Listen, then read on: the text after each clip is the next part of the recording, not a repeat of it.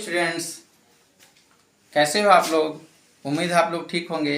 आज हम लोग क्लास में सीखेंगे कि त्रिभुज का क्षेत्रफल किस तरह से ज्ञात किया जाता है। मान लिया कि ये त्रिभुज ABC है,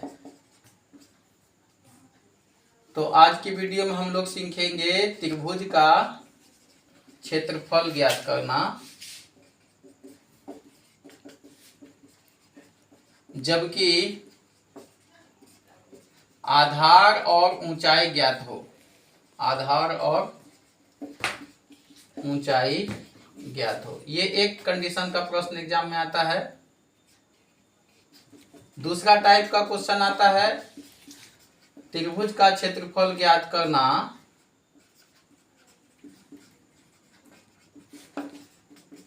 जबकि तीनों भुजाएं ज्ञात हो। जबकि त्रिभुज की तीनों भुजाओं की लंबाई ज्ञात हो।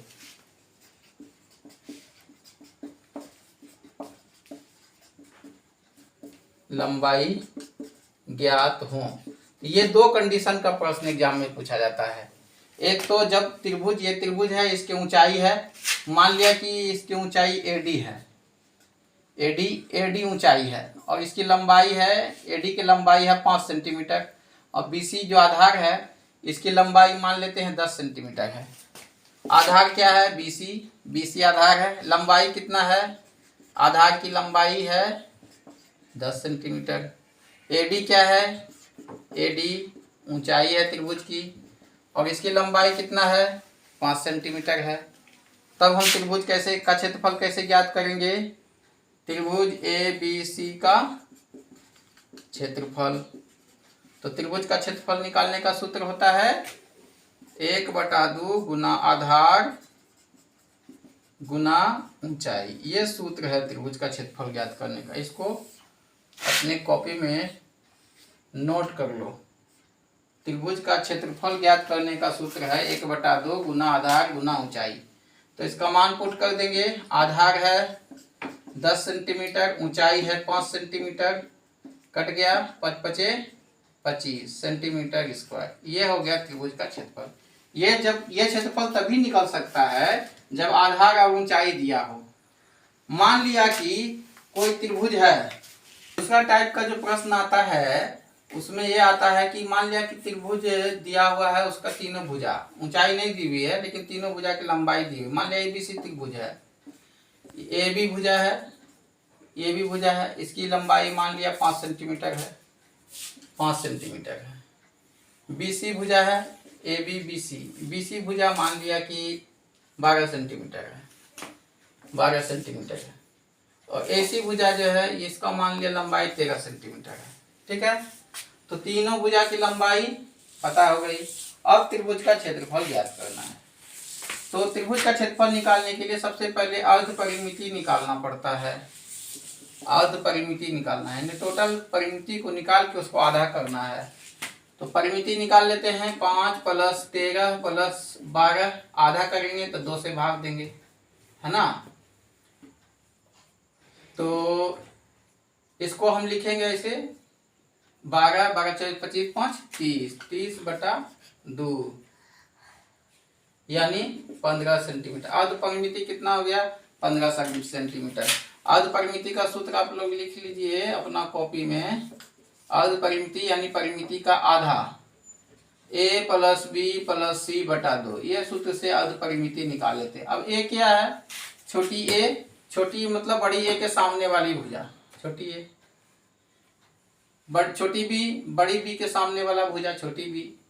छोटी C, ये छोटी C है, तो छोटी बड़ी वाली C के सामने वाली भुजा, C के सामने ये कौन है? C, ये कौन है? A, ये कौन है? B।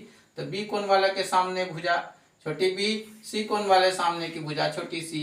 अब तीनों भुजाओं का योग करके, जैसे यहाँ हम किए हैं, तीनों भुजा का योग करके उसको आधा किए हैं। ये 15 सेंटीमीटर की अर्ध परिमिति हो गया।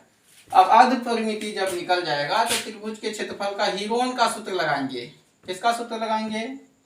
हीरोन का सूत्र लगाएंगे। त्रिभुज का क्षेत्रफल निकालने की हीरोन का सूत्र, हीरोन का सूत्र। अब हीरोन का सूत्र क्या है?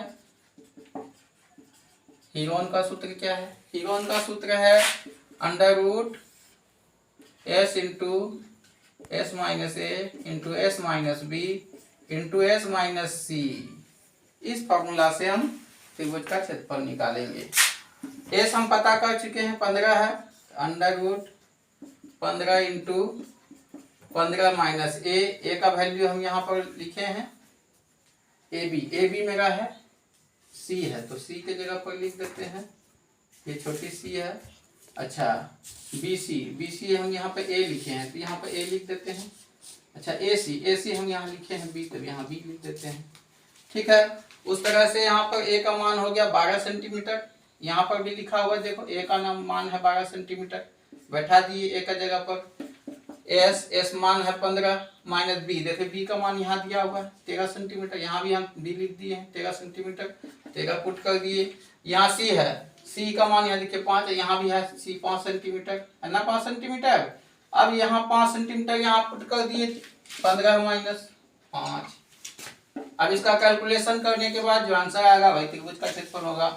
तो इसको कैलकुलेशन करते हैं, 15 माइनस भागा 3, 15 माइनस 13 2, 15 माइनस 5 10।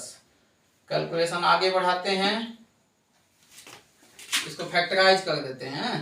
15 का 3 गुना 5 गुना 3 गुना 2 गुना 2 गुना 5। अब इसका जोड़ा लगा के इसका स्क्वायर रूट निकाल देते हैं। 2 2 का 1 2, 2 3 का 1 3, 2 5 का 1 5, बाहर आ गया। इसको गुना करके इसका स्क्वायर रूट भी निकाल सकते हैं और डायरेक्ट भी इसका जोड़ा लगा के बाहर निकाल सकते हैं। इस तरह से इसका स्क्वायर रूट निकाल लेंगे, जो कि है 3 दूनी 6 25 30, ये 30 सेंटीमीटर स्क्वायर। ये क्या हो गया? त्रिभुज का क्षेत्रफल निकल गया, जबकि तीनों भुजाएं ज्ञात हों। इस तरह से बच्चों हम त्रिभुज का क्षेत्रफल निकाल सकते हैं जबकि तीनों भुजाएं ज्ञात हों। हमने इस वीडियो में सीखा कि त्रिभुज का क्षेत्रफल 2 तरीका से निकाल सकते हैं, जबकि आधार और ऊंचाई दिया हो, जबकि तीनों भुजा दिया हो, है ना। तो मेरा वीडियो पसंद आया हो तो लाइक शेयर कीजिएगा और मेरे चैनल को सब्सक्राइब कीजिएगा। धन्यवाद।